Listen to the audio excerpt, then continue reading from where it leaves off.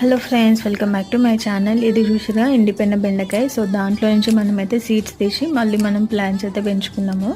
So ఇది ఇంట్లో పెంచుకున్న చెట్టుకే వచ్చిందనమాట బెండకాయ. సో బెండకాయ వచ్చేసి మోస్ట్లీ చెట్టు పైన ఎండిపోవాలి, అండ్ ఇంకోటి మనం ఎండకు కూడా ట్రై చేసుకోవచ్చు నాకు తెలిసి.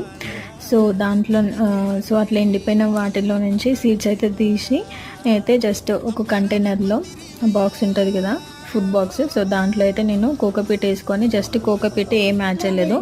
సో కోకోపీట్లో 2-3 సీడ్స్ అట్లా వేసుకుంటున్నాను. అండ్ అవి మొలకలు వచ్చిన తర్వాత మీకు అప్డేట్ అయితే ఇస్తూ ఉంటాను. అండ్ సో మొలకలు వచ్చిన తర్వాత అప్డేట్ అయితే ఇస్తూ ఉంటాను. సో చూస్తూ ఉండండి నా ఛానల్.